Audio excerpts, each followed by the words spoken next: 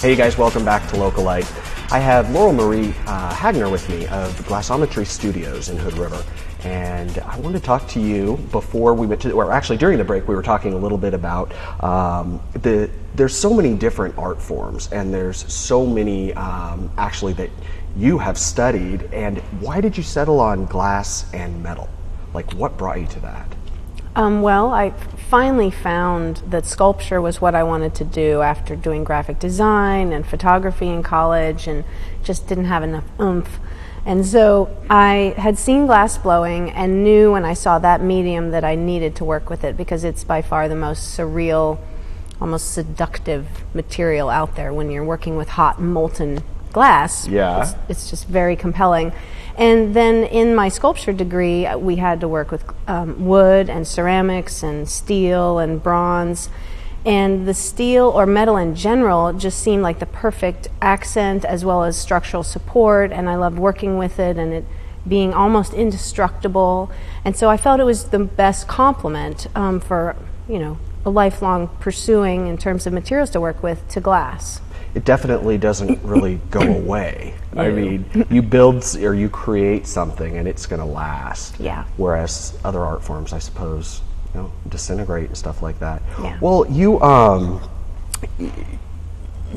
talked to me a little bit about the difference between I think it was cast glass and then blown glass.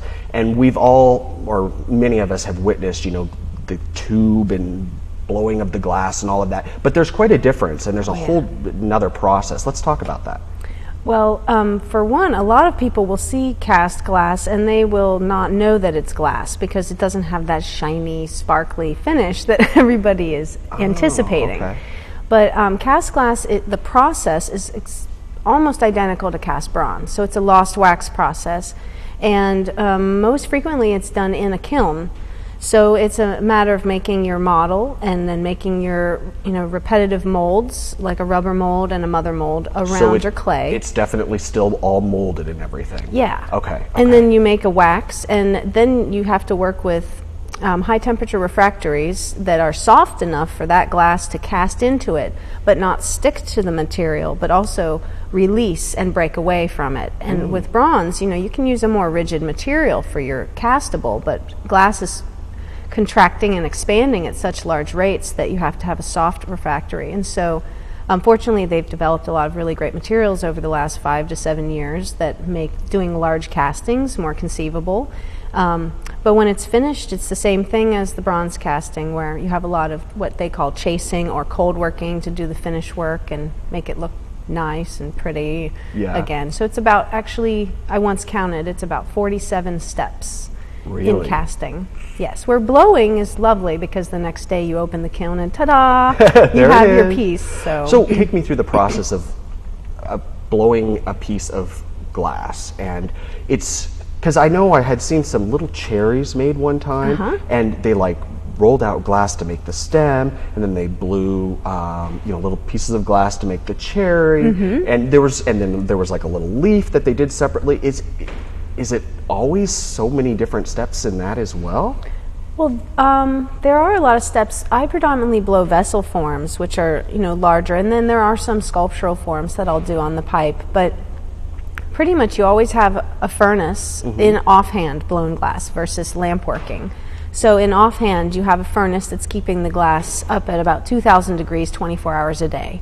Then when you're ready to blow glass, you light what is called the glory hole, which is basically like a forge, but it's a large barrel that's basically insulated with 2,800 degree brick and insulation, and then a burner and doors and so forth. And so you gather onto your pipe and you use the glory hole repetitively to reheat the glass on the pipe as you're shaping it. Oh, okay. And so you gradually blow that out and create a neckline so that you can switch directions and put it onto another pipe and open it up into a vessel. Okay. So So you'll that's have why to you come see see that. it. Yeah, well, I have to come see your. I gotta come see your new studio. It's going to be exciting. But yeah, that's why you keep seeing them re-entering it into the heat. So they're keeping it kind of supple to be able to work with it. Exactly. Yeah. You spoke a little bit about your inspirations, and one of your inspirations that I thought was very intriguing was, but almost ambiguous, was you said God. Now, obviously, God means very different things to all kinds of different people. But for you, what does that mean? Yes, it does mean a lot of different things. It means being as aware and conscious and appreciative of every moment and every day and every person, and the little lessons that can be learned constantly by just opening your eyes and experiencing things. From, being able to witness an animal that you don't get to see very often, because as humans we're so separated from the animal kingdom unless we're going to eat them. Yeah. And then they kind of become a part of us. Right. But just really acknowledging the things going on around us and finding the beauty in that, and that it's precious. Yeah. So. Well, this seems kind of like a strange segue, but I want to talk about the piece of art called Kali. Yeah. And Kali is actually the goddess of destruction. Mm-hmm. Okay. So we've got God, peace, love, joy, all those things, and then you have built this amazing piece of art. Who's the goddess of destruction? What is going on in your head? Well, that's actually a great piece to ask me about, because I made that when I was about 22. Uh-huh. And I'm not 22 anymore. But that was in school when I was creating large works and mixing a lot of materials. And every material joint on the sculptures became a lesson in how to work with the materials, how to make them work together. So that piece has glass, bronze, copper, steel, and wood.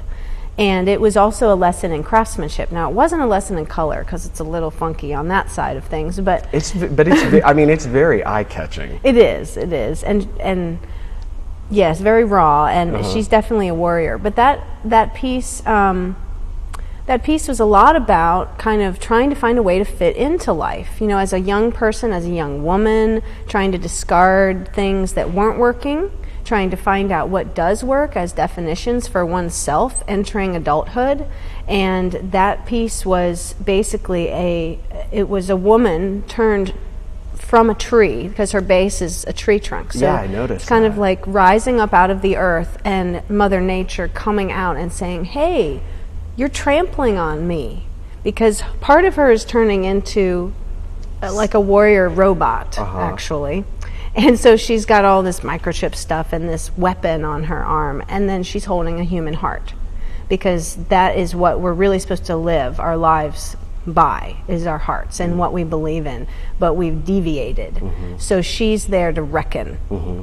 And that was the same thing for me. I was kind of reckoning with things that were working for me as a young person, the hurt or whatever might have been as growing up, and then, embracing my own love of life and moving past that, and as an artist. And so now I don't make pieces quite as volatile, because they're much prettier. Yeah. But that was definitely the root. Yeah. Well, great. Well, definitely sounds like you built something that you could resonate with at that time. At that time, definitely. So, well, when we come back, I want to talk to Laurel Marie Hagner about her new studio that she has put in Hood River, and we'll be right back with more of Laurel Marie Hagner, Glassometry Studios.